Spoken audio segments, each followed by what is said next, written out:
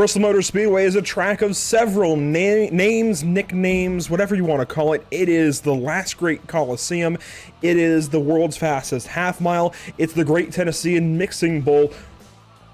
Whatever you want to call it. Again, whatever you want to call it, Bristol Motor Speedway is a NASCAR all-time great racetrack, clocking in at a half mile and 30 degrees of banking in the corners. Progressive banking now with the repave and reconfiguration done in 2007. And we have got a special show for you this evening. The elimination race, the first elimination race of the Shake and Bake Racing Buttkicker Cup Series, and it's all on Pit Stop TV this evening. Welcome to the virtual Bristol Motor Speedway. Welcome to Pit Stop TV. Glad to have you watching along as we walk into the world's fastest half mile for some racing action this evening. It is a pleasure to be here for round 29 of 36. And we are only just getting started this evening at Bristol. It's always a good time to be at Bristol. We had Bristol for the Wednesday show here at Pit Stop TV, the UFL Elite Series. That was a lot of fun, but I think things are going to get even more fun this evening with these NASCAR next-gen vehicles. Let's take a look at the track map presented by Whiplash Simcams for Bristol Motor Speedway, located, of course, in Bristol, Tennessee. Just a good old-fashioned NASCAR racetrack, NASCAR short track, I should say. We are using, I believe, I'm actually not sure which pit lane format we're on this evening. I didn't see a line around the bottom of turns 3 and 4 that would indicate to me that this is the single pit lane configuration. Regardless, these guys will be using the pit lane as they need to. It's really not going to have that large of an effect on our broadcast. That's the good news. But you know what? It looks like we are using the dual pit lane configuration. I can see a blue line there, which is interesting. That's not often used, and it can have some issues. But we'll see if these guys really even need it with their car count this evening. I don't know if it's going to come into effect, but let's get down to business as far as point standings coming into this evening. The playoff grid, after 28 of 36 races, after the first two races of round number 1 at Darlington in Kansas, Chris Wilhite and Brian Traeger are your race winners to this point in round number 1, moving their way into round number 2. Now, Joshua Watson, he's all good to go. He's locked in. Luke Doran, by starting this race, is locked in as well. And Adrian Watts is certainly very, very close.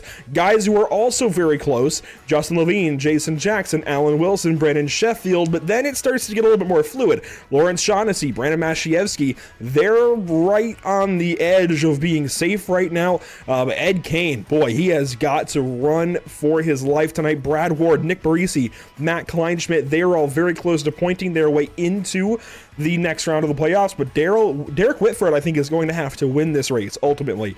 That or finish second, maybe third, with some really solid stage points in order to point into the next round. And of course, there will be more information about who moves on in the league Discord, but there could really be a lot of big effects this evening at the world's fastest half mile.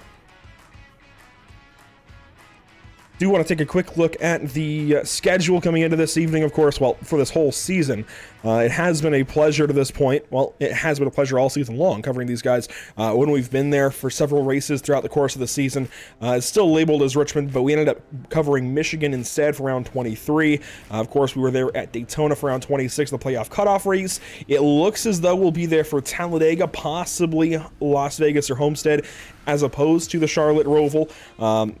Just scheduling conflicts that came up later in the year, but we're still going to have some really fun races, really fun weeks down here towards the end of the schedule. And of course, Phoenix for the finale will cap it all off. Down trackside, Chris Wilhite is going to start on pole this evening from Bristol Motor Speedway. Let's take a look at our full Whiplash Simcams car lineup this evening. Starting grid, I should say. Chris Wilhite on pole in position number 1. Joshua Watson will start from the second spot.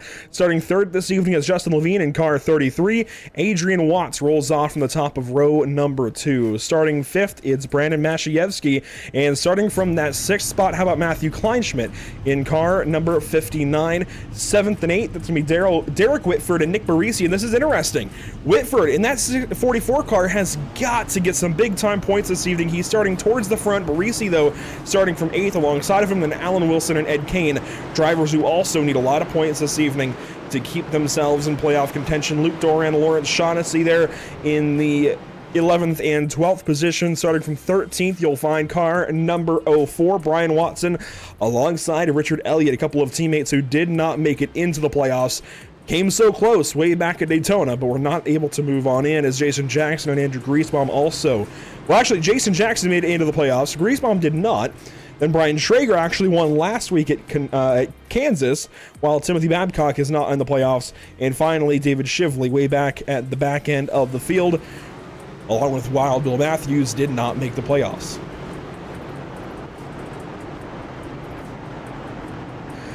Whiplash SimCam's race details this evening. It's a 225-lap race. The stage will end at the completion of 115. With a 55% fuel load, we expect some green flag pit stops potentially in this first and in the second stage. 4 chain set of tires on a pit road. Plenty of tires for these guys to go through. 4 change sets, 3 green-white checkers.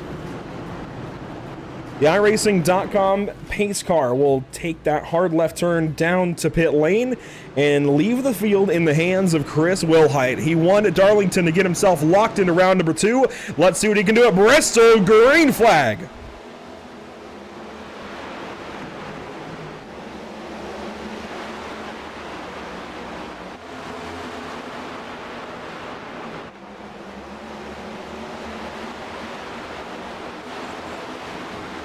Lap 1 complete. Wilhite out front and far away from Joshua Watson for just 1 lap being complete. The 01 car falling back to Justin Levine and the number 33. Adrian Watts there as well, completing your top 4.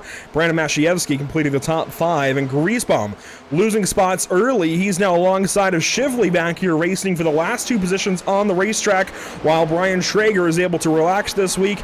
Doesn't really have to race for much tonight. He's locked into the next round by winning last week at Kansas. He can relax as he runs back here in 17th position in his number 6 Ford Mustang. Kleinschmidt and Wilson, a couple of drivers who have to be up on the wheel tonight. Kleinschmidt certainly more so than Wilson. Kleinschmidt currently out of the next round of the playoffs, has to be on his best. Justin Levine moving by Joshua Watson, lap number 5, getting by the 01 car. Adrian Watts moving up. Alan Wilson gets clear of the 44 car of Whitford. Now Whitford actually coming around the top side, moving straight around the 79. And this is where the top side already is starting to come in for these drivers. I wasn't exactly sure when we'd see drivers start to experiment, but right away Whitford is trying to open up the racetrack. The bottom side is great on the short run, great on cold tires, but you've got to get moving on the top side as Wilhite defends from the outside. Levine, though, on the offensive. Kleinschmidt blinking in the back. Levine led lap number 7. Still side by side for the race lead as they lead ahead of Watson, Whitford. Out of turn 4 that time, Levine with a bigger advantage on the bottom side. The 33 car moving further and further ahead. 1 car sliding. Joshua Watson, big crash. Mashievsky, Kleinschmidt, and Kane. And the first caution is out at Bristol Motor Speedway.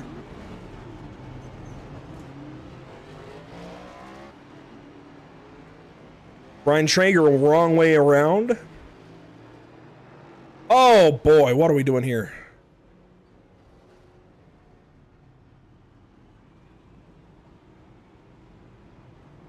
It's a good thing Traeger's locked in, that's for sure. We'll take a look back here as to what happened for our first caution of the night.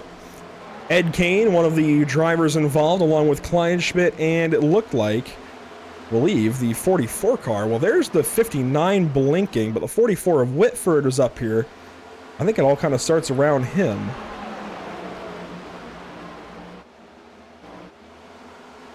So watch here with the 44. Oh, Joshua Watson, wow. I'm not sure what was going on. That's what replays are for, but Watson was all over the place out of turn 4. And down into turn number 1. Watch this for the 01 car. Loose out of 4. Try to save it. Mashievsky gets into Wilson in the 79, and then Mashievsky gets clobbered by a couple of cars. The 6 of Traeger ends up getting taken out by David Shively after the caution. Mashievsky ends up nosing into that 6 car. So Traeger doing nothing wrong, just ends up being an innocent victim of it all. You see Kleinschmidt loose out of 4 the previous lap. So these cars are on edge tonight. You can see that right away.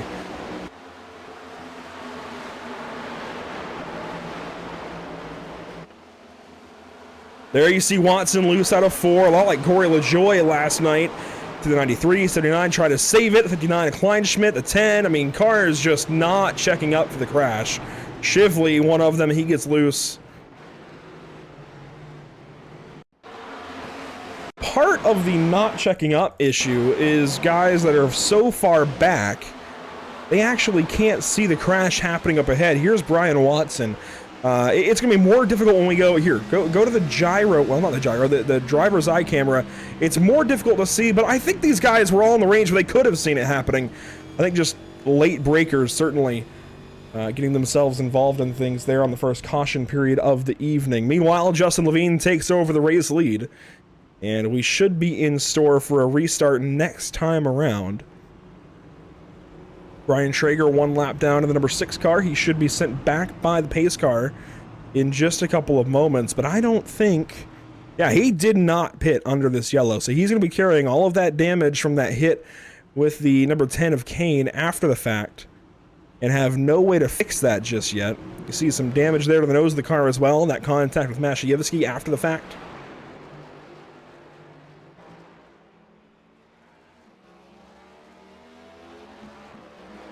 In fact, there is Mashievsky. He took some significant time in the pit lane. Kleinschmidt did as well. A lot of drivers taking a lot of time in the pit lane. There's Ed Kane. Richard Elliott also came in for service, although not nearly as long. Same story there for Brian Watson. Race leaders coming down to the Geico restart zone.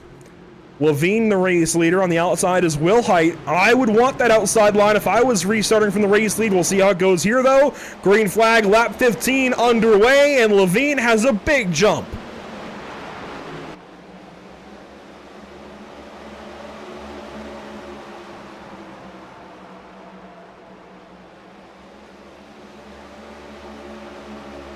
One lap complete from the restart. Alan Wilson working here on the 08 car, but Chris Wilhite driving back up to Justin Levine on board here with car number 7.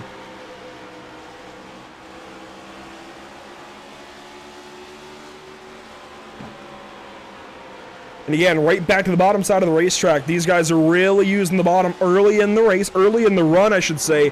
I'm not sure how long that's going to hold up. We saw on Wednesday night the top side become much more viable later in the run and later in the race. Both as the track took rubber and the tires warmed up and wore out. Drivers in the UFL Elite Series race moved up the racetrack. Granted, that was with the Gen 4 car, thinking back to 2007.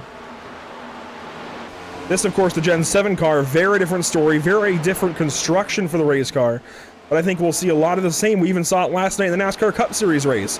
They started out low on the racetrack, moved up periodically through the course of the race, especially as tires wore out, as the track took rubber, as the track warmed up.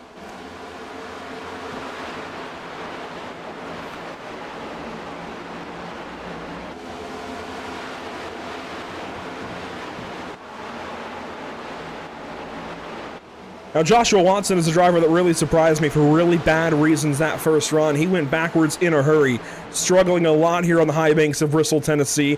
Got loose at a turn 4, caused that turn 1 pileup that we saw.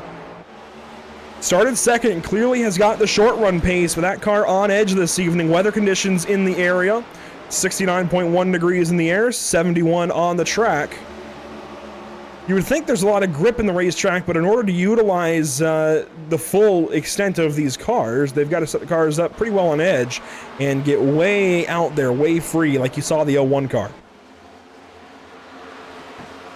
Side by side, Nick Barisi with Lawrence Shaughnessy coming up, the Ryko number 9 on the inside.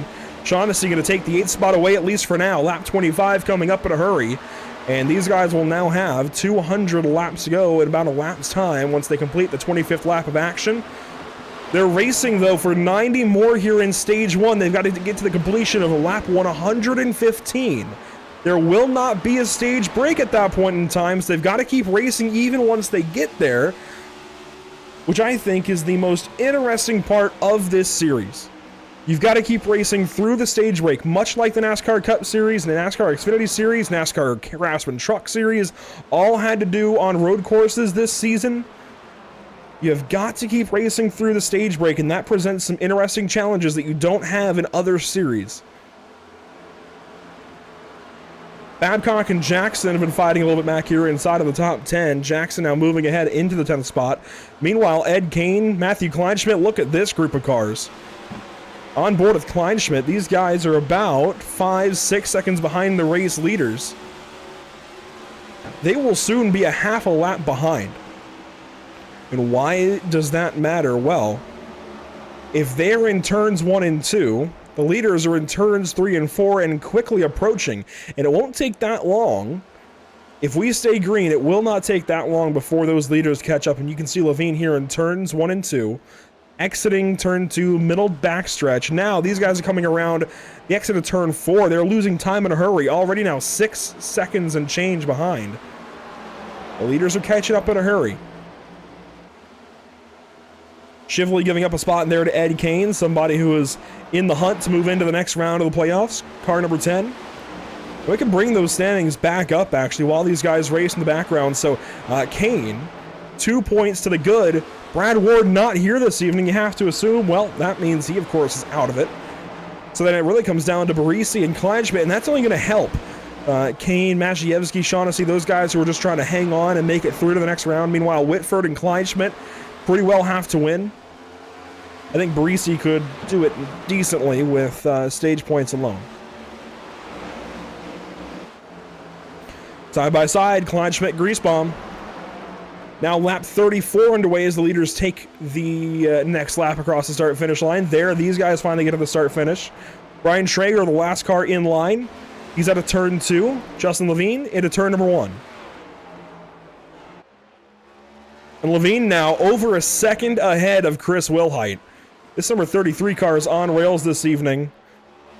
It's a shame the 33 is not in the playoffs because he would absolutely have a race win on his hands that would matter a ton for his championship hopes if he were. Meanwhile, I've been talking about Whitford needing to get a win this evening. He's racing with Wilson, for the 4th spot, and car 44 looks good tonight.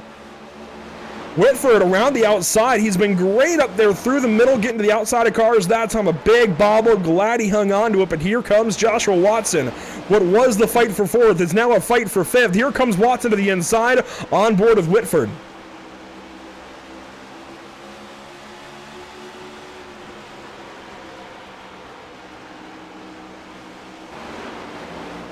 Whitford still on the outside, defending nicely. Watson, though, now going to move through on the bottom side, and I think Watson's going to have something for him.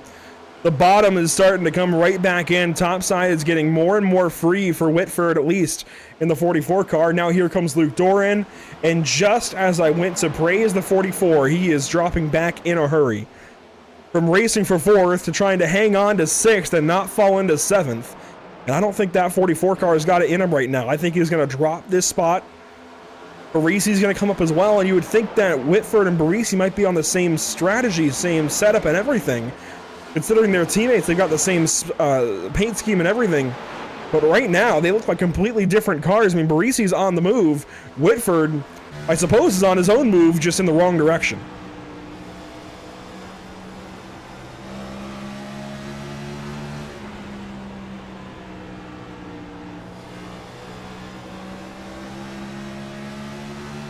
On board with Barisi as he runs in the 8th spot. Shaughnessy to his inside. And chasing down Doran and Whitford. Really kind of sitting behind them. Not really chasing right now. He's caught them. As Shaughnessy's trying to go somewhere on the bottom side of the track. Not going to find any daylight down there. Never mind the fact the sun has gone down. Oh, Shaughnessy in the fence. That's not the way you do that. Jason Jackson here in this line of cars as well. Meanwhile, Brian Traeger, David Shively, they're racing back here for 17th and 18th. 19th belongs to Richard Elliott. And here comes Justin Levine. He's now 2.5 seconds clear of Chris Wilhite, is going to very, very soon be into some lap traffic. This 33 car has absolutely set sail. He's got something the rest of these guys do not.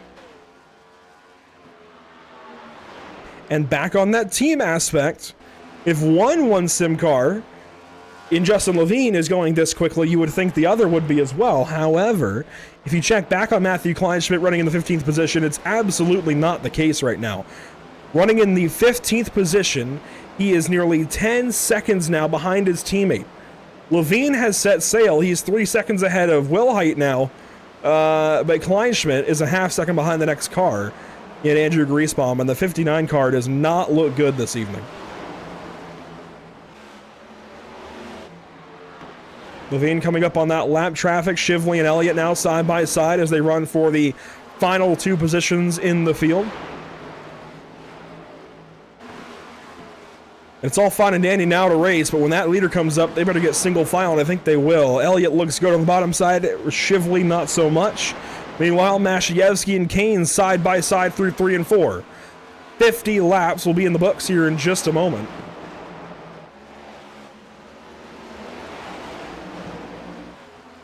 And the 10 car is going back as well. Shively now with the race leader to his inside. First car 1 lap down is car number 85 as the 33 makes quick work. Timothy Babcock off the pace. Is he coming to the pit lane maybe? It looks like it. Ends up taking out the commitment cone. But there is the 1Sim driver in Timothy Babcock into the pits.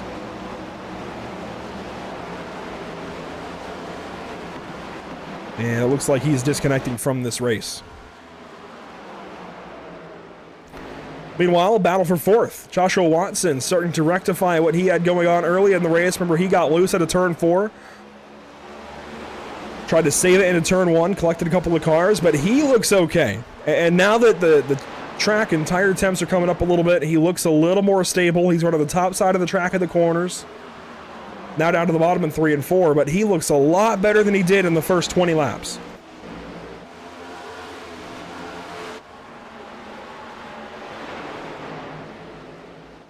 Whitford and Shaughnessy side by side, and whoa, Marisi real loose out of turn 2 that time by.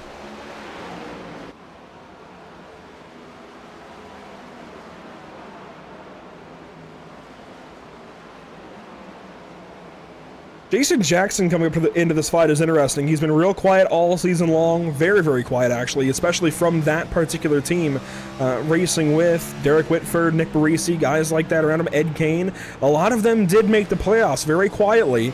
They have a solid chance to go for the championship this season, and Jackson seems to be the most consistent of the bunch, even as he runs very, very quietly in each of these races. And now, as he brings the fight to his teammate Whitford, moves on by on the bottom side, he could have a decent run working up so long as he can start to work through this field. He's got a lot of work to do.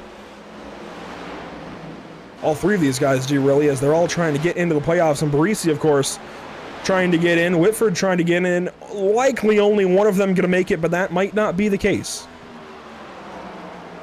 Anything can happen at Bristol Motor Speedway. Meanwhile, Watson now with pressure from Shaughnessy in the 6th and 7th positions. Wilson starting to look up at Doran, and that 5 car is getting smaller and smaller. Doran recently getting by that number 79, and Luke has got some speed. Side by side, this is for 6th. Shaughnessy on the inside of Watson.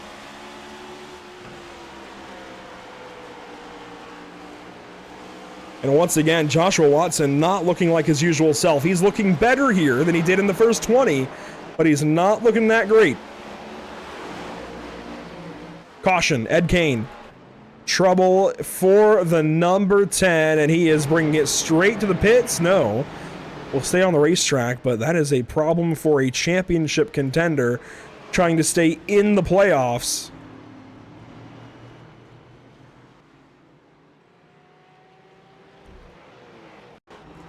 Take a look at what happened to driver number 10, racing with Mashievsky here on a turn 4. Contact out of the corner, and the 93 sends the 10 for a spin cycle. Nothing too crazy. That could have been a lot worse, especially at Bristol of all places.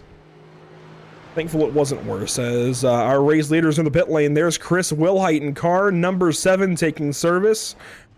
You see Levine in behind him. Levine's going to launch and take the race lead back away. Our leaders Split decision for the pit lane. Will Height pits, Levine pits, Doran, Wilson, Shaughnessy, and Jackson pit. Adrian Watt stays on the racetrack. It's a very split decision, seemingly randomly, and now everybody else comes on in. There's Watson, Bashayevsky, everybody else coming to the pit lane. Kleinschmidt comes in. And Kleinschmidt is the most interesting of this bunch. Again, you've got his teammate out front dominating in Justin Levine, but the 59 seems like he's nowhere to be found. I would think that these two one-sim drivers would be on the same page. Something is amiss right now for the 59 car, and he's got to get that figured out, as he is their one entry going for the championship.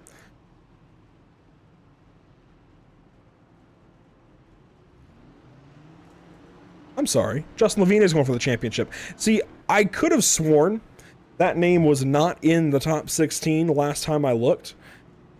It's a good thing I did look again. He is nearly locked in, and this could be a really important round. Thankfully for him, he's not lowering the points to where this round would be that much more, but this round will still be very, very important for the 33 car. And if he is able to act on all of this dominance here early, very well could lock himself into this next round. Granted, it's the last race of the round. While these drivers pace around for a couple more laps, we'll go Pit Stop TV side by side, rejoin them when we get ready to go back. Green flag racing from Bristol, Tennessee. Don't go anywhere.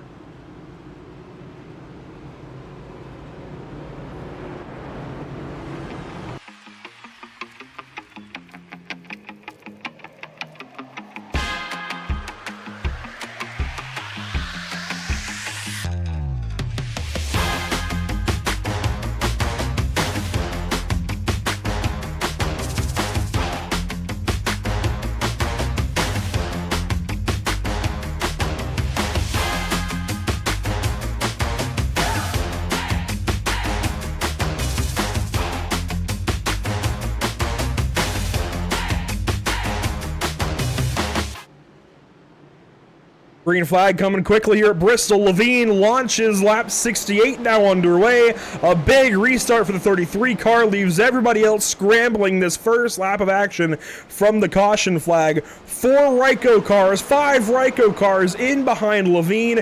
Can they pounce on this 33 car? Not at least on the first lap from the yellow. Levine way too strong out front so far, but Will Height has some speed. Can he get there in that number 7 car?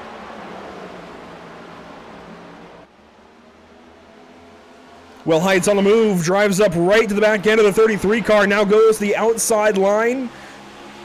But the one Sim 33 is simply too good right now. I don't know if there's any getting back by the 33.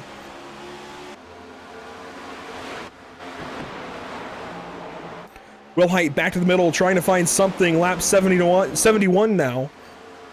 Still those 5 Ryko cars, single file in line behind the number 33, who leads another lap in the bucket for Justin Levine. Already 62 laps led out of 71 that have been completed. And he is absolutely shaking off the pressure from the 7 car behind, and Will Height might have even bobbled that time out of turn 4. Some side-by-side racing deep in the pack. Kleinschmidt and Griesbaum side-by-side. Shively with them. Griesbaum on the inside. Kleinschmidt outside in the 59 car. And Shively is 1 lap down, along with Brian Traeger and Ed Kane, who's now 5 laps down and actually rejoining the field now. So big-time problems for Ed Kane. And it's very possible that he does not advance due to that crash that we saw with Brandon Mashayevsky. Meanwhile, Whitford, Jackson, they run just behind Josh Watson. And Watson is not usually the last of his teammates, at least the last of all the different Ryko cars. And I know there's a big mashup of who runs for who, and I believe it's all Will Height, Doran, Wilson, and Shaughnessy on the same team. Regardless, you don't usually see Watson behind this line of cars in particular. He's been absolutely fantastic on the speedways, and while this is a short track, it has a bit of an intermediate feel just because of how fast it comes at you. and how much you have to search around the racetrack for speed. It feels less like a short track and more like an intermediate these days, especially in this next-gen car. And a caution is out. Brian Watson, his teammate, turned around in turn number 3, it looks like, and that brings things back to a screeching halt. That was turns 1 and 2 for the 04 car. And it'll be a multi-stage crash, if you will. Racing just behind Barisi, ahead of Greasebomb, got loose out of 4, and Greasebomb lucky to get through. Ed Kane, not so much. Tags the 04 on the way by.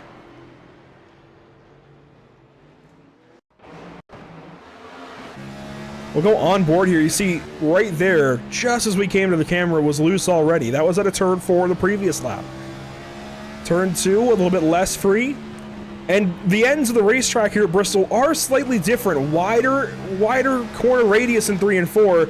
Real loose there for Watson. Noses it into the wall. Couldn't quite hang on to it, and boom, Ed Kane.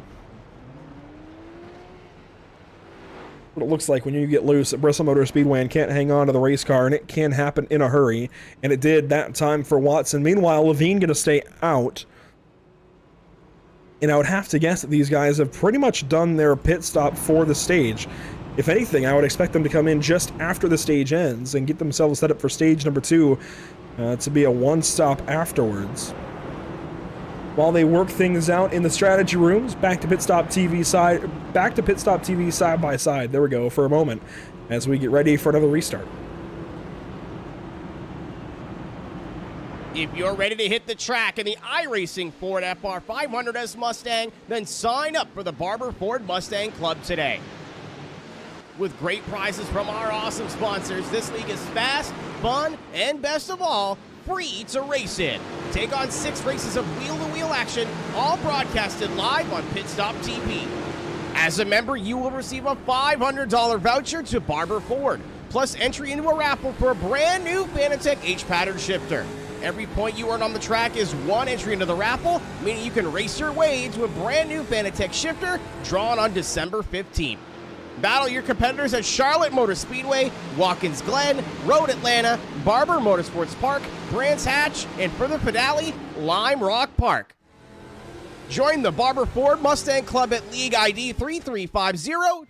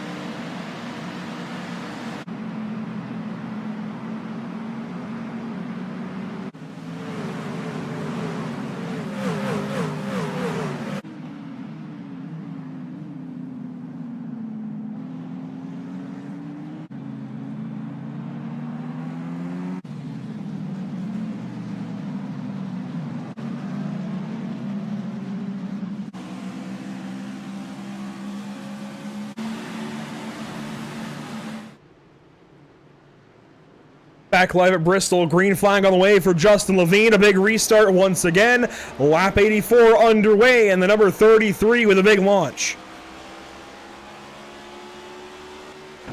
Not many takers under that caution. Barisi, Elliott, Watson, Traeger, and Kane, some of them, as Shively is in the pit lane. 1 lap complete off of the restart, and it's all car number 33 out front. Nothing changing in that regard, but it looked like Will Height was good that time in 1 and 2. These guys that want older tires, they've been heat cycled a time or 2 now. Can Will Height do anything? Luke Doran, meanwhile, looking really, really strong in that 3rd spot.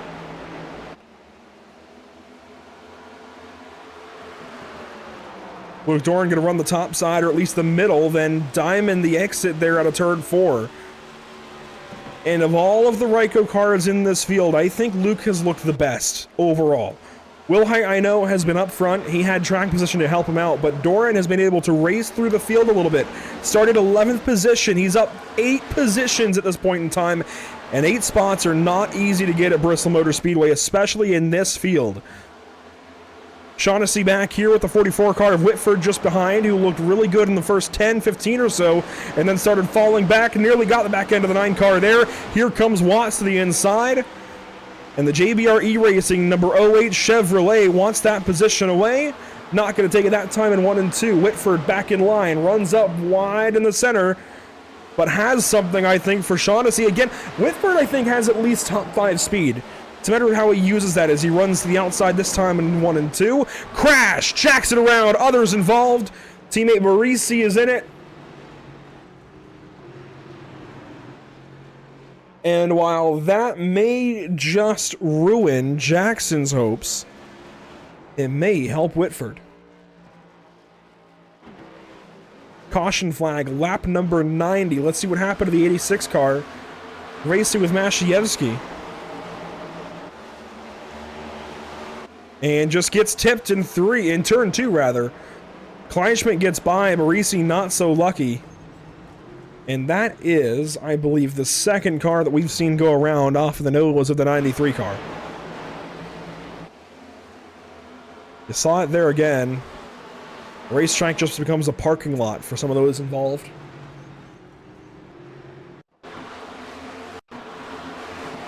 Let's go on board with Mashievsky, see what it looks like behind the wheel. It happens quick, and there's not much room to use to gauge, but we'll take a look at it from his perspective. Driver out of Michigan. Down here in 1 and 2. Just in the throttle, gets straight into that car and sends Jackson for a spin. I would not be too happy, if I'm being entirely honest. This is nothing against Brendan Mashievsky. But I would be pretty frustrated. That said, we're going to have about 20 laps to go when we go back green flag racing, and we've had a split decision once again. Elliott down to the pit lane under this yellow. Kleinschmidt coming in now as well. Kleinschmidt going to take ongoing repairs. He's not the only one. Ed Kane has been in the pit lane for several laps now, 4 laps down. Trying to get that car repaired and back into this race. Shively going to work back onto the racetrack. He's 18 laps down. Ryan Traeger continuing repairs in that number 6 car. There's Elliott's number 02. He's been clean so far, just a little bit behind the field. Watson, of course, trying to get that car repaired. And Jason Jackson. I mentioned earlier, he seems to be one of the most quiet, most consistent drivers out of that stable with Ed Kane, Nick Barisi, and the whole bunch. Well, Jackson comes in with a 20-point gap, but I think he's going to be okay. I think really the only driver at extreme risk of losing their spot in the playoffs is going to be Ed Kane, but he does have 7 points back to Barisi, his teammate. And right now, they are running remarkably close together. Barisi in 15th, Kane in 17th. Kleinschmidt certainly isn't doing himself too many favors, running back in the 12th spot. Kleinschmidt might actually have something. If he can get some stage points, the 59 car may be able to point his way by the 10. And Mashievsky, if he's involved in a couple more incidents, who knows? Up front, though, it's been all car 33 this evening. Absolutely dominant behind the wheel. 85 laps led out of the 94 that have been completed. And that number, I think, is going to grow higher and higher, larger and larger. We're going to have 20 laps to go in stage number 1. A caution break here helps these guys get the fuel to the end of the stage. Let's see what they can do, though, on these older tires. 30 laps on them for the entire top 10. Green flag back in the air at Bristol.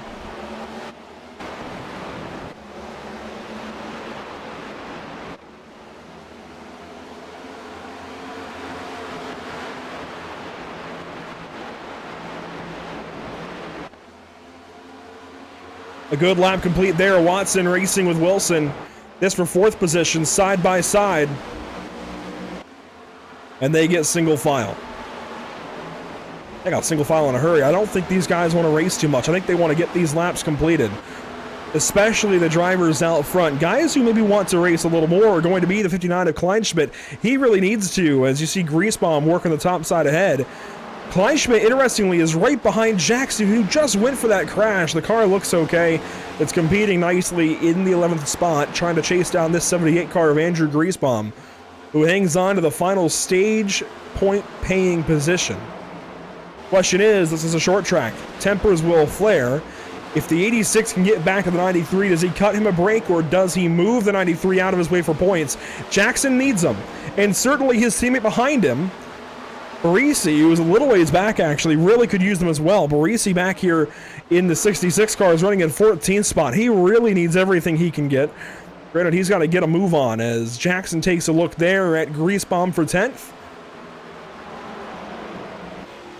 Andrew back up the racetrack that time in 3 and 4. Catches the wall down the front stretch. He is really struggling, that 78 car. I think he's using the track position to his advantage, and certainly the top side is helping him on corner exit. But that right front damage is holding him back greatly. It's like a parachute. And I wouldn't be surprised if he has just a little bit of suspension damage maybe as well on that 78 car. Jackson looking better and better as every corner goes by. That time, though, had to back out. Up front, Levine has got company. He's not that far ahead of Wilhite anymore. These guys are awfully close for the top position. Levine back down to the inside. Wilhite runs up a little bit higher. Might have a run here out of 4. Looked for it. 11 laps to go in stage number 1. Wilhite gonna back off. Luke Doran runs in that 3rd position. He runs a bit higher there in 3 and 4. Gets the run off the corner. And now that Doran is here, I might take back what I said about him looking like he's the best Ryko car, because he's been with these guys for these last couple of restarts and has not been able to do anything with Wilhite. I would have thought that the 5 car might have something. So far, that's not been the case. He's been hanging behind Wilhite, in fact, dropping about a second behind that number 7 car as Wilhite continues to fight with the race leader of Justin Levine. These guys inside of 10 to go now in stage 1.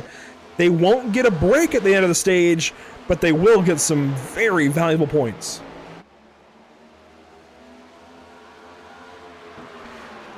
And with this many laps led, I would say the 33 car just might well consider himself locked into the playoffs at this point in time, especially if he comes around here and takes all 10 stage points for winning stage number 1. That's important. That's why he's got to hang on to this lead over Chris Wilhite. Cannot look back. Meanwhile, on the other end of that spectrum, Griesbaum hanging on to the final position in the stage points. He's trying to do so over Jason Jackson, but he wouldn't mind getting by Brendan Mashayevsky. 5 laps to go next time by in stage number 1. Can Jackson get by either of these 2 cars and get himself into the stage points, or is he going to have to settle? Can Kleinschmidt get either of these spots? Again, Kleinschmidt really needs to for his championship hopes. I think he's got to get at least a handful in this stage, but it's not looking like he's going to, as Jackson had a chance there, backs out of turn 4. It's going to be tough to get a run like that.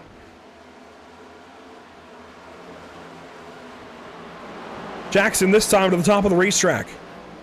Now dominating out of turn 4, going to get a run for turn number 1. The answer is no, but you do see Shaughnessy now to the inside of Whitford. Things are moving around here in the top 10. Justin Levine, Chris Wilhite taking 2 laps to go in stage number 1. And they will be able to race for this stage unimpeded. 1 lap to go this time by in the stage.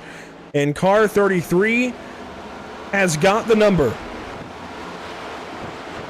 Further back, single file all the way to the top 10, -1 side-by-side fight. And there you see car number 33 going to come around and claim the stage 1 victory. 10 points to his name. Everybody else comes on through. Jackson not able to get anything. Kleinschmidt, more importantly, not able to get points in the first stage. Now, when do these drivers pit? How much fuel do they have? How far can they go into this second stage before they have to consider green flag pit stops? Well, Mashayevsky got real free that time at a turn number 4. He's racing with Whitford, and that The 93 car barely hung on, and now you see Greasebomb. He understands the situation, right? He knows he just got that stage point. He held off the 86 car for the stage. He can drop back now if he needs to. Doesn't have to race so hard, and that really hurt Jackson's race and championship hopes as a whole. That's going to have a big impact, as Whitford now, I think, doing the same thing, realizes he can drop back a little bit if he has to. Save these tires as crash! Jackson came up on the 44, and teammates are wadded up in the wall at Bristol Motor Speedway. A site where tempers may flare, but teammates, I'm not so sure they will between these two, and the 86 is backing up all the way down the racetrack, trying to get going now. And finally, Jason Jackson does get the car rolling once again.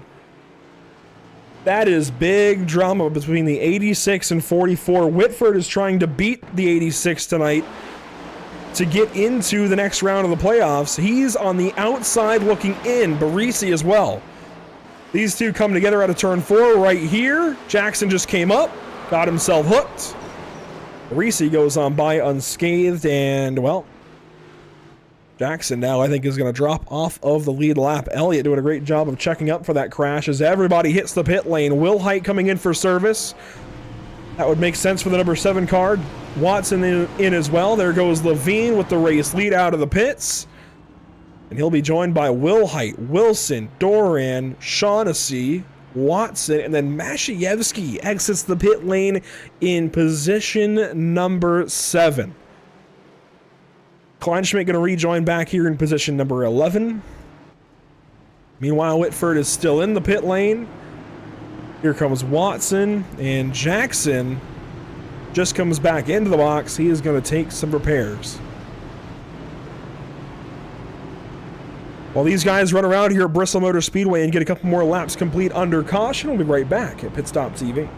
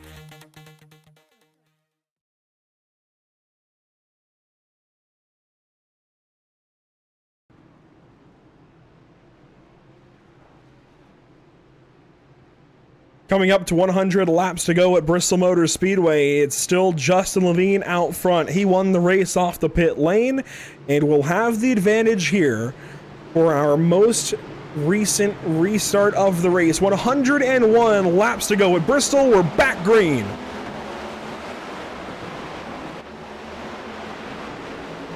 Will Height, Wilson just behind the 5-car door, big in the wall. Big contact out of turn number 2. Doran clobbers the outside wall. The 9 got involved. The 08 got involved. I'm surprised they keep going. And that 5 is going to have trouble. Luke Doran, big hit to the outside.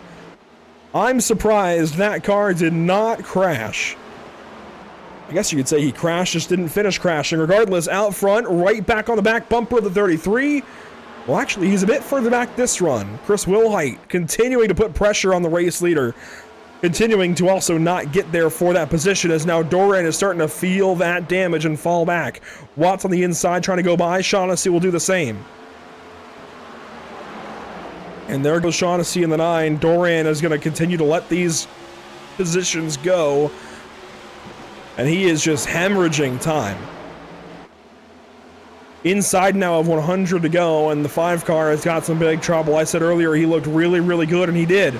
He did look really, really good until he pounded the outside wall there. These guys have been on the edge of being loose all night long, especially on colder tires. That time proved it, as now Mashievsky is down to the inside of Barisi. These guys fighting for the 8th, now 7th position with Doran.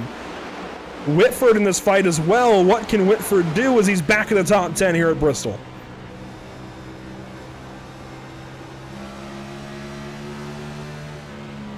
Some drivers shifting. Whitford keeping it in 5th gear as he rolls the bottom side that time through.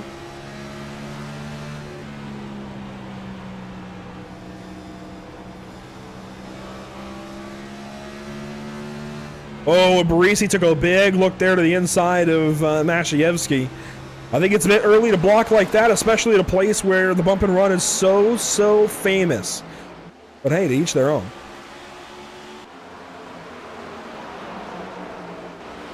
Levine's still leading, but not by much. We're real close up here for the top spot. Coming up on 90 laps to go, and Wilhite has continued to keep pressure on the 33 car, who has now led 124 laps. Make that 125 of 134 complete. Only 9 laps have not been led by the 33 car this evening, and I believe they were all led by this guy, Chris Wilhite. Actually, no. Wilhite has got 6. I think Watson might have the other 3 potentially. Wilhite is looking really good though as well.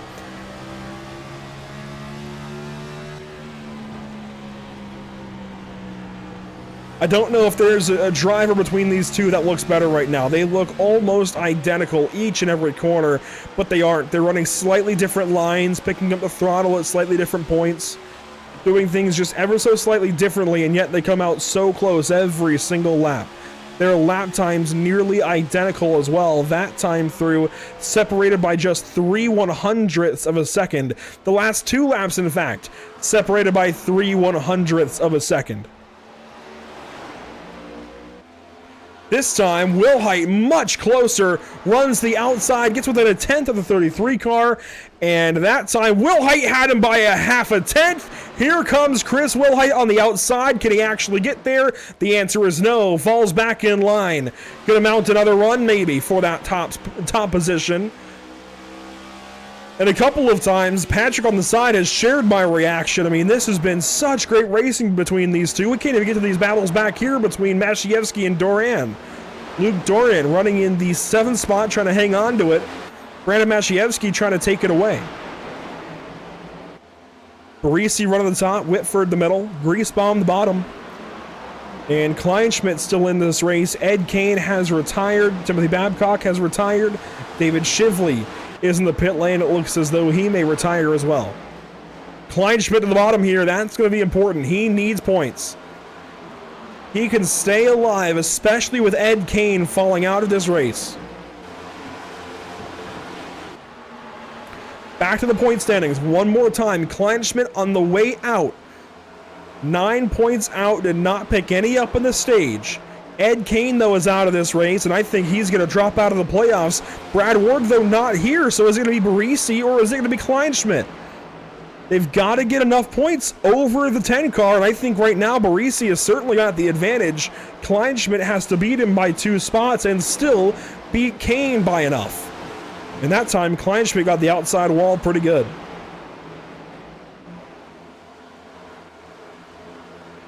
It's not looking good for car 59, despite his teammate being out front leading here at Bristol. Now Mashievsky falling in line. He's going to fall all the way back nearly to the 66 car.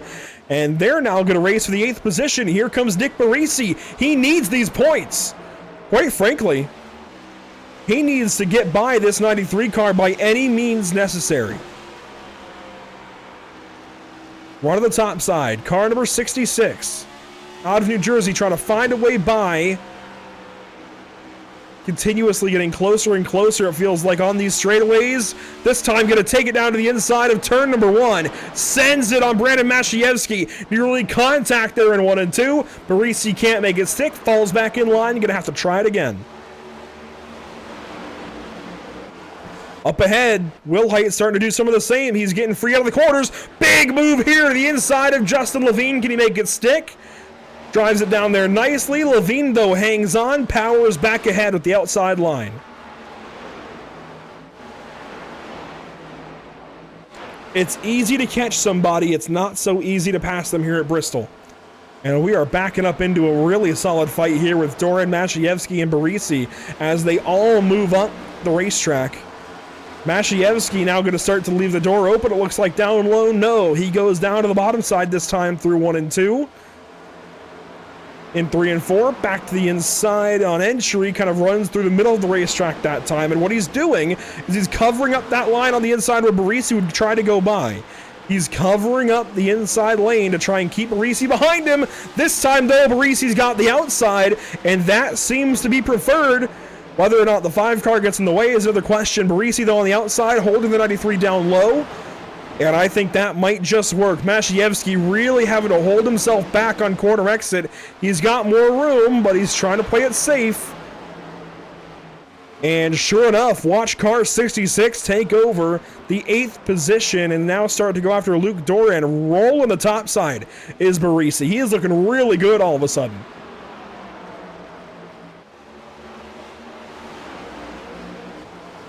Continues to roll the top and get closer and closer here to Luke Doran.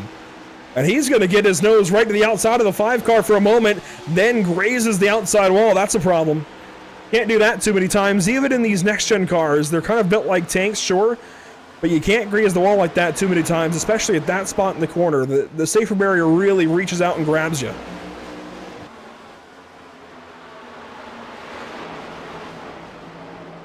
Jason Jackson, 2 laps down, still in this race, needs a lot of help.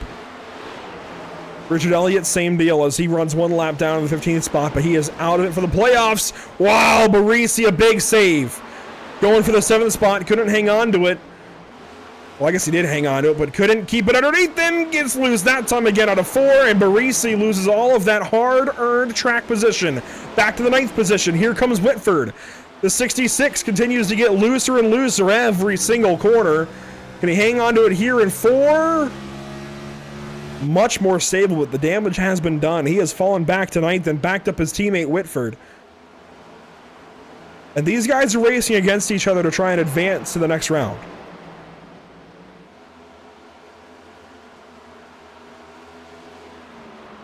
Up front, Will Height is starting to fall back from Levine. It's not quite like it was in the first run of the race, where Levine took off by 3 seconds or so. But Will Height definitely is starting to lose touch to that 33 car, and I think he's got him down early. He's got the 33's number early in the race. He can hang with him, he can hang with Justin, and really put some pressure on, early in the run, I should say. But as the run goes on, as the tires and the track take temperature, it just seems like the 7 car starts to fall off and off and off, and he has to do more to try and get by the 33, and ultimately that ends up holding him back.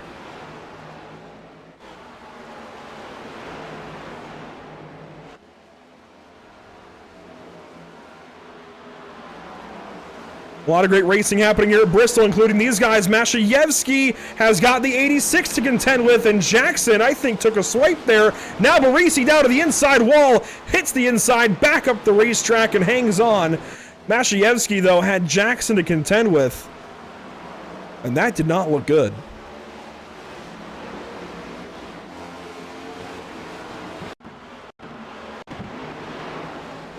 Watch Mashievsky.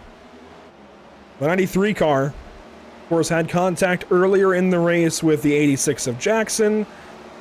Here comes Jason Jackson of the 86.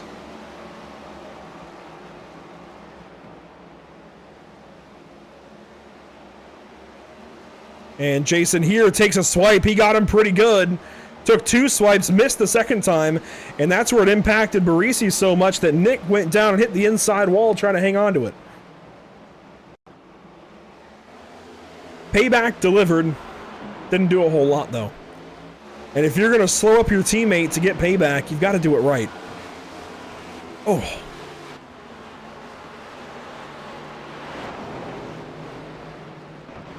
I get it. Short track tempers, they're flaring. And I don't think the 86 is done. He's still on the racetrack, and I'm sure still hunting a little bit. But this is the other thing. The whole other side of this is Jason's still in the playoffs right now. He is still in it to fight for a championship. And guess what? So is Mashayevsky. If I'm Jason Jackson right now, I get it. Hothead. I was the same way when I race weekly. But you've got to cool down. You've got to let this one go. It's going to hurt. But you've got to let this one go and think bigger picture here. You've already taken a big swipe at him, hit him intentionally into 3. Let this go and make his life harder the rest of the playoffs. You're both still in it for the championship. Jackson's got enough points already. He can cool down. He can let this one go with the 93 car. Does not have to make a point out of it tonight. Meanwhile, Nick Barisi falling back to Matthew Kleinschmidt.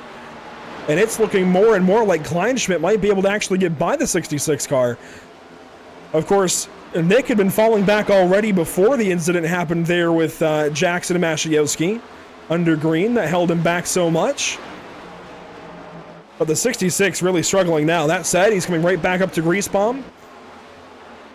When he can get into rhythm, Nick still looks good, but that car is taking more and more bumps and scrapes as he fights the inside here of car number 78.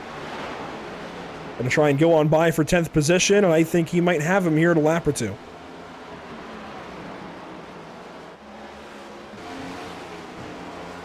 Up front, still half second separating our two race leaders. 50 laps to go at Bristol Motor Speedway, this time by one car to the pit lane, and that's Jason Jackson.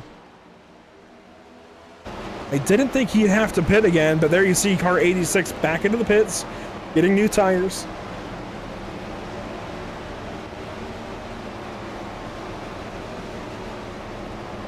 And once again, I really hope Jason looks at the bigger picture here. I really hope he considers that he is still in the playoffs. He's still okay. He's still good to go. You don't need to go and throw it all out.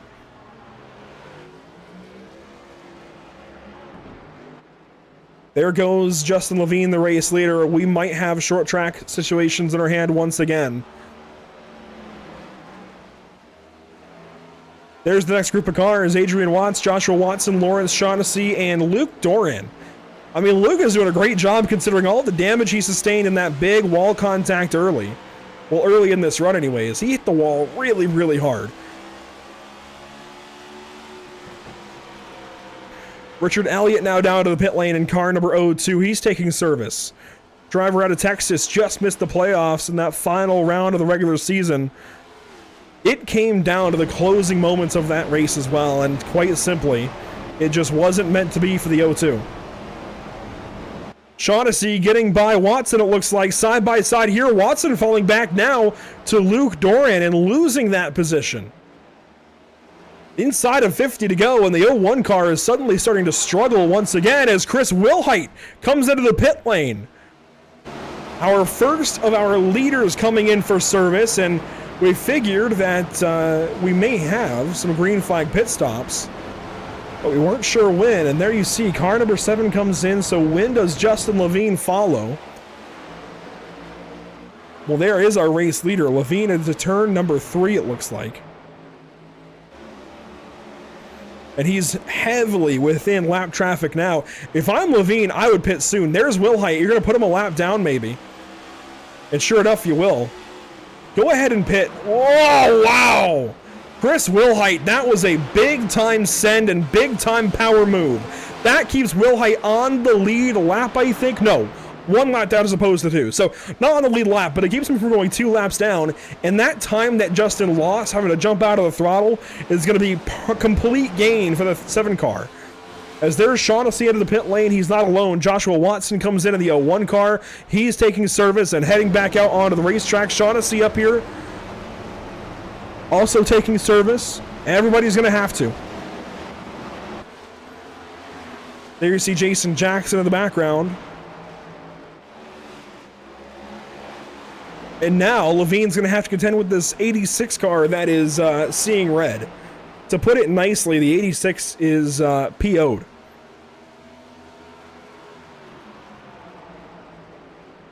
If I'm Justin Levine, I'm going to pit sooner than later. Get out of this lap traffic. Go ahead and pit. Get back into the pit lane. Get back out there. You're not going to make it to the end of the race. I don't know if he's waiting on a caution or what's going on, but now other leaders coming into the pit lane. There's Alan Wilson. Adrian Watts, I believe, should be in soon. Brandon Mashievsky in the pit lane. He's exiting. Griesbaum just pitted. And yet, the 33 continues on. As you saw there, exiting the pit lane was Alan Wilson. Kleinschmidt is in. Here comes Adrian Watts, finally in the 08 car. And I'm still just so surprised that Levine is staying out. That said, listen in. Justin Levine is saving fuel at Bristol Motor Speedway. He is doing everything he can to stretch this run as far as he can. Clutch in, 4th gear. Back on power. He's going to let Wilson go by. Clutch back in. He's racing Whitford on this same lap right now. Levine must have a fuel number in mind. I just hope he doesn't throw out a race win. This could be a really big win for him to grab here in the playoffs and kick off some really big momentum for him. I really hope he doesn't end up tossing it out, just trying to do some cool strategy stuff. Here's Barisi in the pit lane, trying to make his way into the next round of the playoffs. It's going to be a lot of work to get that done, though. Barisi 7 out. Kane is out of the race, but only 3, now 2 spots behind the 66 car. Ed Kane may just hang on since Brad Ward isn't here. We'll see. Out front, Justin Levine's still trying to hang on. 20 laps to go. No, 30 laps to go that time by. He's got an awful long way. An awful long way to continue saving fuel. Brian Traeger is the next car behind him, though. He's got nearly a lap to the 6th car. And Traeger is getting free. I don't know if I would bank on this race going green. It's Bristol. Lawrence Shaughnessy coming up on Watson. Slow car there is the 44 of Whitford, who hasn't pitted yet. The top 4, in fact, have not yet pitted. And Shaughnessy is going to get himself back to 1 lap down as he goes by the race leader, Justin Levine. But the top 4 have not yet pitted, those being Levine, Traeger, Whitford, and Brian Watson in the 04 car, who's way back here in turns 3 and 4 as Alan Wilson sets the best lap of the race. Here comes Will Height trying to get the spot away from Watson. And Will Height is on a tear. He is now going back around here shortly to unlap himself from Levine. A little over a straightaway between those 2 cars. A lot going on here at Bristol in the closing laps. 25 laps to go this time by. There's your race leader in Justin Levine in the 33 car from One Sim Motorsport, or One Sim Racing. And it's been a tale of 2 completely different races for the drivers over at One Sim. Absolute dominance from Justin Levine today. 191 laps led of the 201 complete. Now 192 of 201 complete.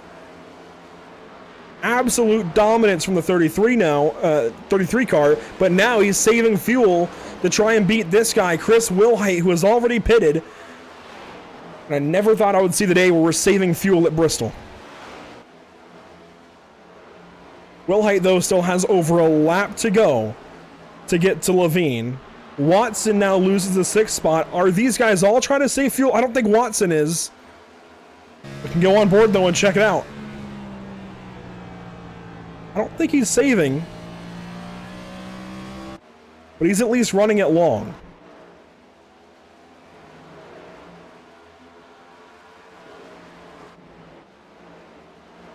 Chris Wilhite coming up on Brian Traeger, just unlapped himself from Levine, so he has now got 13.5 seconds to go as he drives back into the 2nd position here, going by Brian Traeger that time by, puts himself back into 2nd spot. and is now just 13 seconds behind Justin Levine with less than 20 laps to go. When he comes across the stripe here, he will now track to Levine. Inside of 13 seconds, he just may come back around and pass the 33 car, who's been trying to save fuel, is on these older tires. Coming up on 90 laps completed on this set for the 33 car. I love the strategy idea. I just don't think it was worth it, and I'm afraid he might toss out a win as a result. Alan Wilson coming around goes by the 78 car of Greasebomb, who runs 12th. And now, still, 4 cars have not yet pitted. Brian Watson is one of them. He gets passed up there by Shaughnessy, there by Mashayevsky. And don't forget, Jason Jackson is still on the racetrack. Does he try to pay that 93 car back again? Who knows? But 3 wide now for the race leader. Traeger and Greasebomb down low. Greasebomb comes across the racetrack. That got close. And Levine does not need to cut it that close as he goes by the 6 car who gets loose there into turn number 1.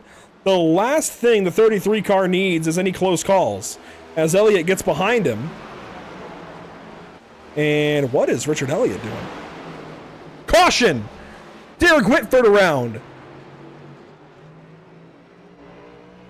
And here's the kicker. The guys who have pitted, they can afford to stay out. Levine is going to be on 50 lap, 60 lap older tires. Does he actually stay out, or does he come in for tires to try and hang on with these guys? As this caution halts us here. Derek Whitford in the 44 car, self-spin on his own. You're kidding me.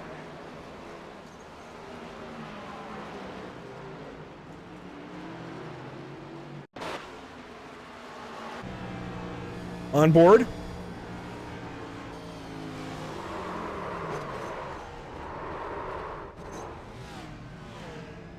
Really odd self-spin.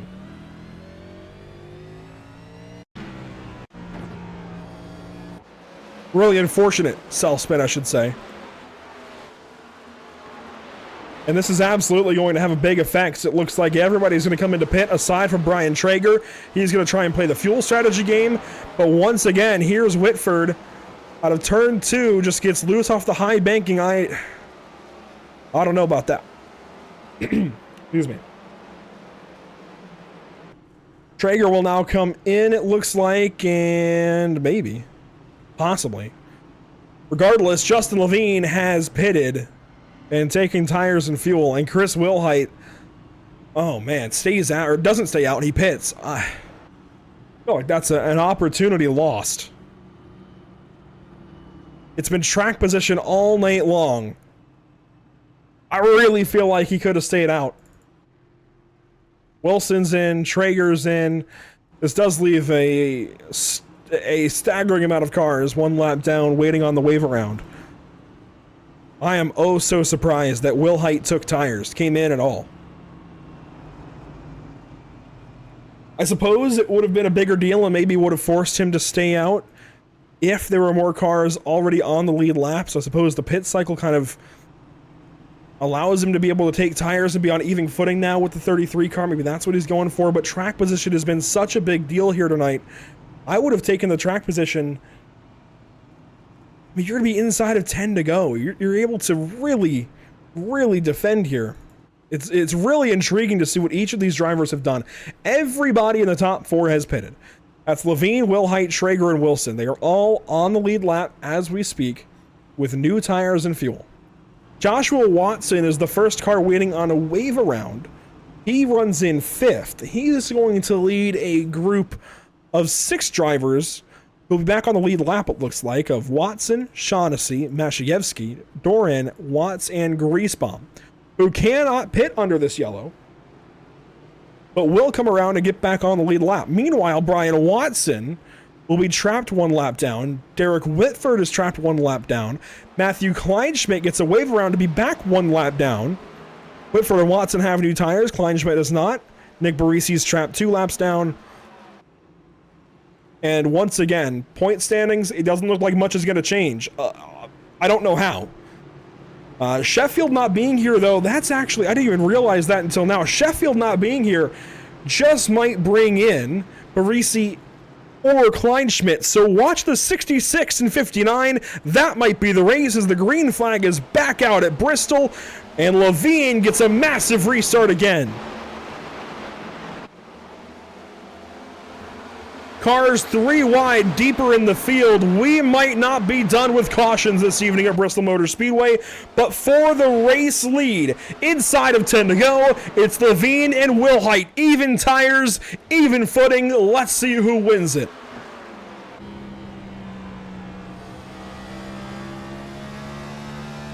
On board with Chris Wilhite as he tries to run that 33 car down. He's been unsuccessful all night long. He opted to take tires and try to do it again. Does he use a bump and run if he has an opportunity here late? Meanwhile, Wilson runs third. Traeger runs fourth. There's Jason Jackson. And that fight between Kleinschmidt and Barisi that I mentioned is one lap apart. Kleinschmidt needs more points than this on Barisi. He's got to try and get to Brian Watson, who's way up the road right now, to at least get them onto even footing and use a tiebreaker. He really needs to get past Whitford and Watson. I don't think that's going to happen. So much is happening. In fact, Justin Levine just went purple. Lap 221 complete. 220 was the fastest of the race. Side by side here, Luke Doran, Brandon Mashayevsky.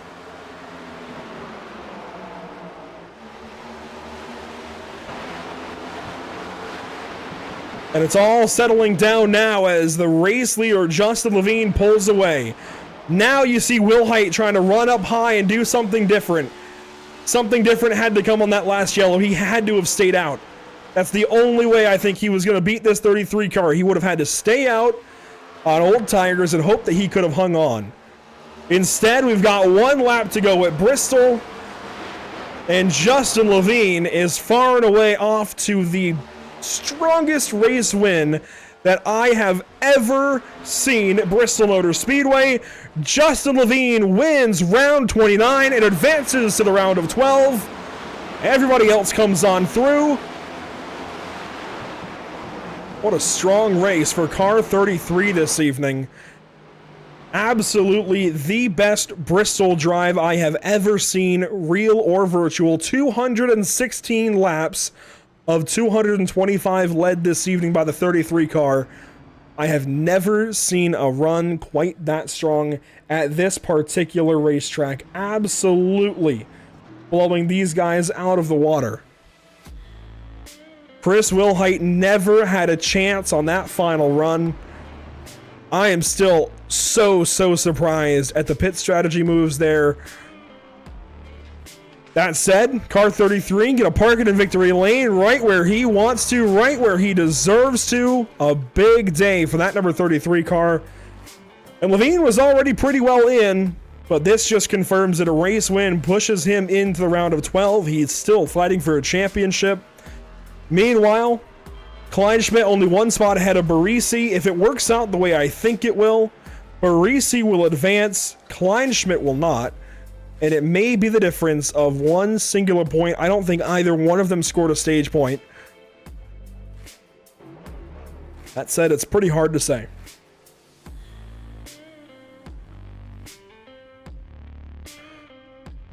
Justin Levine goes to victory lane at Bristol Motor Speedway. We'll take a look at the full rundown of all 19 cars this evening. Race results on your screen. Justin Levine with the race win, 216 out of 225 led. Chris Wilhite in the second spot. Alan Wilson third, completes your top three. Brian Traeger, that pit strategy call for him really worked out, running long and just keeping himself up front. I don't know how he did it, got the lucky dog. Brian Traeger ends up in the top five. He is absolutely putting himself in the right place at the right time so far this playoffs. Won last week at Kansas. Top four tonight here at Bristol. Watch out for car number 6 the rest of the season. Joshua Watson finishes 5th after a really tough night for him. Shaughnessy 6th. Doran 7th. Adrian Watts there in 8th spot. Andrew Griesbaum in 9th. Derek Whitford in the 10th position. Completes your top 10. And I don't think... Wow, Whitford... It's going to be really close. Whitford might be able to advance over Barisi. I really don't know how this is going to end up working out. Watson, though, in 11th spot. Clyde Schmidt, Barisi, the rest of them there on your screen. And as we await the potential of our race winner, there he is, Justin Levine, going to come in and talk to us after 225 near perfect laps at Bristol. Justin, that has to be, as I've said already, maybe the best Bristol drive I have ever seen. What did you have that the rest of these guys did not? I think just being consistent and having experience here was the difference, because Chris and basically everybody from high side, we're all running the same stuff. We're running Ryko sets, and I don't think any of us adjusted it, and we all raced each other all week long, and it's basically who can just be consistent and save that right front is going to be the winner. Well, this, of course, puts you on into the round of 12, which we already knew was going to happen with the amount of points you had over the cut line. But this only confirms that you're racing for a championship at least 3 more races longer. How do you set up now for Texas, Talladega, and the Roval? Is there any race you have circled of those 3 to punch you into the round of 8? Talladega. I love super speedway racing. That's where I shine. Long as I'm up front and I can stay safe and avoid the wrecks, I always feel like I have a shot to win. But definitely trying to have as many points going into the Roval. Not the best at road courses, and I definitely don't want to have to bank on points there. So I'm going to try my hardest at Texas and Dega to try to punch my way in. Well, that is a big-time day for you behind the wheel here at Bristol Motor Speedway. Congratulations once again, and good news for you. I think we'll be back here at Talladega on October 1st, so keep an eye out for that. Yeah, we might have to watch for car 33. Calling your shot, maybe. Going to have to hold you to it, Justin. But congratulations once again. Hopefully we're talking to you in a couple of weeks. Thank you. Have a good night. Justin Levine with the biggest drive I have ever seen at Bristol. I can't recall a time where I've seen a driver lead that many laps out of that many laps. Right, in fact, I'm going to do the math really quick. I'm going to move over to my calculator on my phone. Let's see, 200 and what was it? 215, 216, I think, divided by 225. What is that? 96%. I think the only drive I've ever seen that's better than that in any regard was Martin Truex Jr. at Charlotte for the Coke 600 a few years back when he led all but like 8 laps of the race, 98% or something like that. I think that's the only time I've seen a drive better than that overall. Justin Levine, GOAT status this evening. That said, Chris Wilhite has been maybe the strongest driver all season long, and that didn't change this evening, Chris. You were absolutely strong from the get-go, put the car on pole, but only led 6 laps. What happened to you? Yeah, thanks guys. Thanks for broadcasting. Yeah, I got a real good Q lap down, and we're just kind of saving some tires most of the race. Justin got underneath me early, and it was one of those moves I feel like I could have held him off. But the caution came out. It just happened to come out when he was a nose up in front of me, and then it's really hard to pass. So we had a real good battle all night. Sometimes he was quicker, sometimes I was quicker. Good fight with him, and then so towards the end you had the strategy play, right, and we just decided to try to do something different and see if that would work out. When you came back in, was there any debate over if you were to come in at that last caution or stay out? I mean, I'm not the one holding the steering wheel, but I had to think that maybe there was a better chance just because of track position if you had stayed out. Why did you pit? Yeah, so I was honestly, of course, this is hindsight, but I should have stayed out just to try something different. Right, we're locked in, so we were going for the win or nothing. The thinking was I was going to try to take 2 rights and beat him out and get the track position, but since I had just barely unlapped myself, and with the quick pit roads, he had enough of a delta where he could take 4, and me taking 2 would not have gotten me out in front of him. So I went ahead and took the 4, but that's what we were going to try to do. We were going to try to do something different, but that definitely should have been a little bit more of a debate, just if nothing else to try something different. But still good solid finish for us. We got a lot of momentum heading into next round. Well, hey, Chris, as you said, you're locked in. Didn't have to worry at all tonight, and that's always a good thing when you go into the elimination race, not worrying at all. Best of luck to you, Texas, Talladega, Roval. Is there a track you have circled on your next round of 12? Yeah, I mean we're always great at the super speedways this year, but that of course is a crapshoot. I'm really looking forward to this next week. I love Texas, love that new Texas, and we're high side is typically very strong there. So I'm really looking forward to getting some A opens and NISs under my belt this week, and then we'll come in. We're gonna bring it in hot Sunday night and see if we can win the first one out of the gate again. Well, I think you're going to be one of the few that actually wants to go to Texas this week. A lot of drivers don't like that reconfiguration, so if you're that excited, you must really be good. Best of luck to you here. Hopefully we're talking to you at Dega. Yeah, sounds good. Thanks, Andrew. Appreciate it. Chris Wilhite, another strong run this evening in car number 7. Just ahead, though, of one of the other Ryko cars in the field, Alan Wilson, who kind of made it right place, right time there on that last yellow. Alan, you really ran a great race, though. I know it was kind of overshadowed by guys ahead of you and drama behind you, but a really quiet night. It's always good to go home in the top 3 at Bristol, especially with a clean car. How did it all work out from your point of view? Yeah, I was really hoping that we wouldn't get that last caution there. I wasn't going to catch Chris, but I thought we would come back around and have something for Levine. So, that kind of sucked, but third, second, I didn't think I was going to get a win tonight with as fast as those two guys. So, it ended up working out no matter what.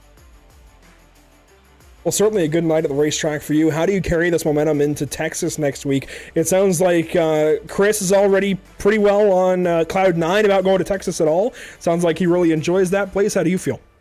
Yeah, I like Texas, and we've had some really good setups there the last couple times we went. So I expect nothing else from Ryko going there this week. There you go. Alan Wilson also in pretty high spirits going into the next round of 12. Alan, congratulations on a top 3 run tonight. Hopefully we're talking to you more this next round of 12. Yeah, thank you, and thanks for the broadcast. It was really good. Absolutely. Glad to be here. Alan Wilson, 3rd place tonight.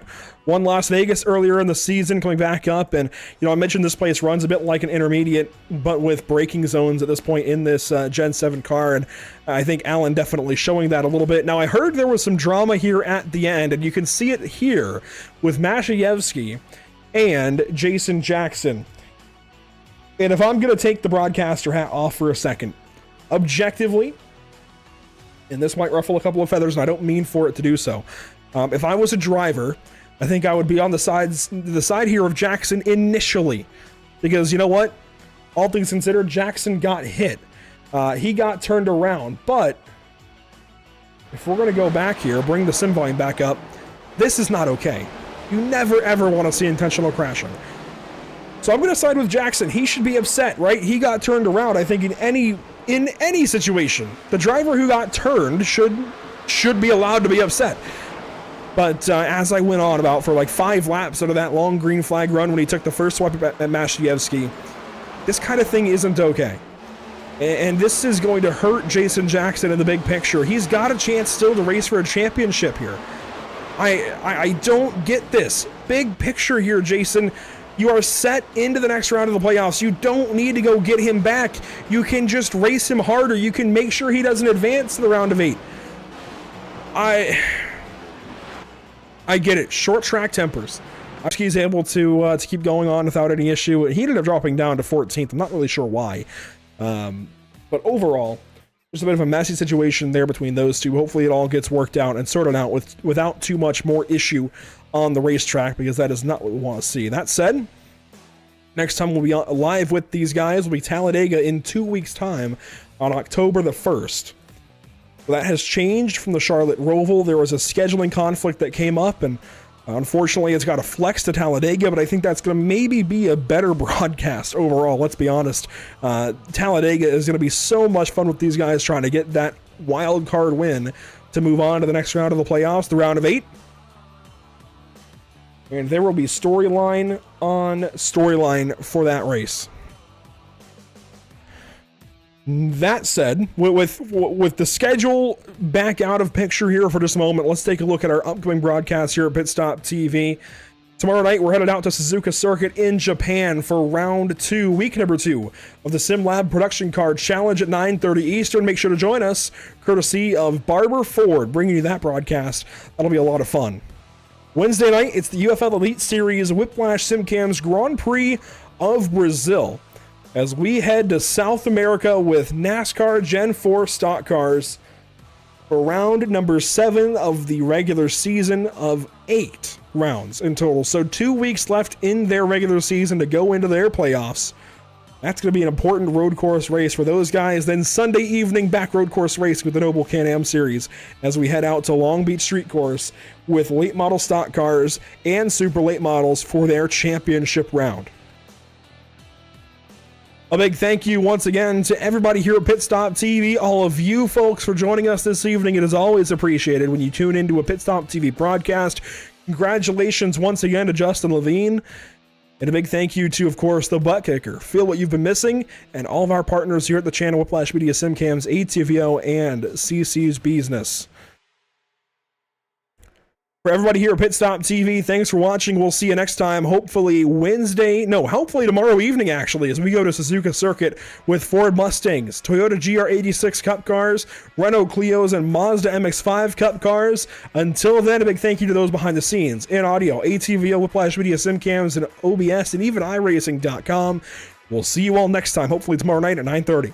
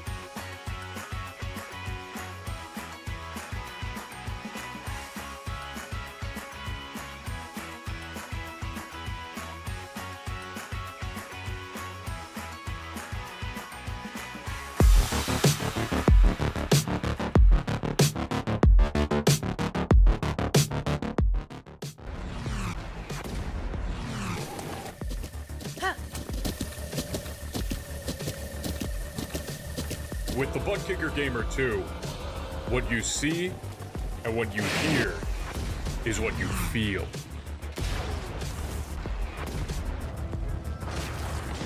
Buttkicker, the future is feeling.